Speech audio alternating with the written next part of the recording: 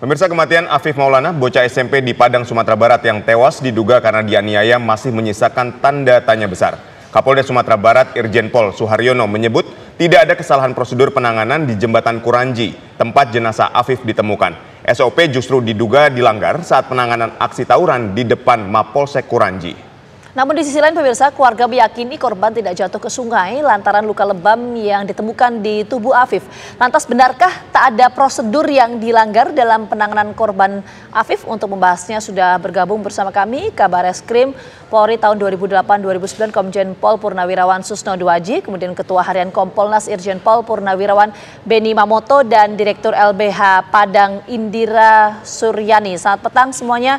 Kita menuju ke Pak Beni terlebih dahulu. Pak Beni, temuan dari Kompolnas, betulkah tidak ada pelanggaran atau prosedur yang dilanggar dalam hal ini? Ya, jadi kami sudah turun ke sana, bahkan turun ke TKP pada jam kejadian untuk kami tahu suasananya seperti apa, penerangannya seperti apa, kemudian lalu lintasnya seperti apa, supaya ketika nanti kami mewawancara saksi bisa punya bahan tentang kondisi di lapangan. Itu sudah kami lakukan. Berikut kami juga mendapatkan penjelasan dari Pak Kapolda, dari jajaran Serse tentang penanganan yang ada di TKP. Nah, dalam konteks ini kami mengapresiasi karena Pak Kapolda mengundang Direktur LBH Padang, kemudian ahli forensik, dokter forensik, kemudian kementerian lembaga terkait. Jadi Kementerian PPPA, dihadiri Deputi, Komisioner KPAI, kemudian dari perwakilan Komnas HAM Sumbar, kemudian Ombudsman RI perwakilan Sumbar juga hadir. Nah, dalam hal ini sempat dipertemukan antara saksi kunci, kemudian termasuk petugas yang ada di TKP yang menangkap Adit juga ada. Disitulah kita saling mengklarifikasi informasi yang diterima dan apa yang terjadi di lapangan. Ini menurut kami langkah yang bagus karena apa? Itulah bentuk transparansi. Di satu sisi ada saksi yang mengalami sendiri, di sisi lain ada pihak yang melakukan penyelidikan, mengumpulkan informasi ke sana kemari, kemudian menyimpulkan. Nah, kemarin dialognya kami lihat berjalan lancar, masing-masing menyampaikan, termasuk ahli forensik sudah menjelaskan tentang visum kondisi korban ketika diotopsi, kemudian termasuk menjelaskan beberapa hal yang ditanyakan oleh Direktur LBH Padang. Saya pikir ini langkah yang bagus untuk nanti membuat terang peristiwa ini.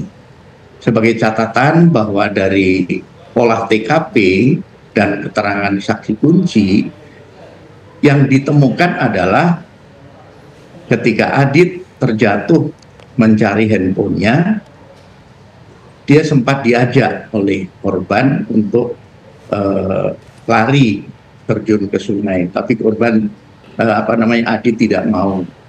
Tapi ketika Adit ditangkap, korban sudah tidak ada.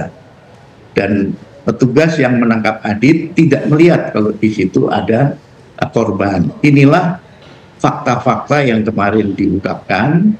Dan sekali lagi, tentunya kita semua ingin apa yang disajikan adalah fakta yang didukung dengan pembuktian yang akurat. Bukan asumsi, bukan kira-kira, bukan dugaan. Ya. Nah, soal masalah apakah ini terjun atau kepleset jatuh, kemudian apakah ada yang membuang dan sebagainya, kemarin ahli forensik juga sempat menjelaskan kalau terjun itu yang rusak atau pecah kepalanya, kalau kakinya dulu kakinya patah, ternyata tidak, kakinya tidak patah, kepalanya tidak rusak, kemungkinan apakah terpleset dan sebagainya. Nah, inilah yang kemarin didapat dan ini proses masih berjalan. Dan tadi kalau disampaikan soal SOP dan sebagainya adalah masalah penanganan Adit di TKP, ditangkap, Nah, di situ petugas tidak melihat adanya korban di situ. Nah, kalau masalah penanganan tawurannya sendiri, itu yang disampaikan bahwa terjadi pelanggaran SOP memang sudah diakui hasil pemeriksaan, terjadi kekerasan, penganiayaan, seperti disetrum, kemudian disulut rokok, ditampar, ditendang, dan sebagainya. Baik. Ini sementara berproses, untuk nanti sesegera mungkin akan diajukan ke sidang kode etik, dan akan mengundang pihak eksternal untuk nanti hadir di sidang kode etik. Baik. Termasuk dari Komnas HAM, termasuk dari KPAI, dan sebagainya. Kita menuju ke Direktur LBH Padang, Mbak Indira Suryani. Selamat sore, Mbak Indira. Sore. Baik. Mbak Indira, di sini kan Mbak Indira masih belum puas, masih mencari second opinion, masih mencari pendapat lain, karena Direktur Forensik ini mengatakan bahwa Afif ini terpleset. Terus sebelumnya ini meralat yang sebelumnya dibilang melompat dari atas jembatan. Ini seperti apa kalau dari LBH sendiri menilainya? Oke. Di awal kami diancam begitu ya, yang memviralkan akan dikriminalisasi di trial by the press, kami dituduh melakukan penghakiman, lalu kemudian diakui prosedur, lalu lagi inkonsistensinya dari meloncat menjadi terpeleset, dan Allah akan berubah menjadi penyiksaan. Oke, tapi kalau bicara soal yang disampaikan oleh Kapolda Sumatera Barat yang mengakui adanya kesalahan prosedur anggotanya dalam penanganan 18 remaja ini seperti apa? Apakah LBH juga mendapati indikator-indikator itu atau gimana, Mbak? Saya agak menolak dengan bahasa menyalahi prosedur itu ya.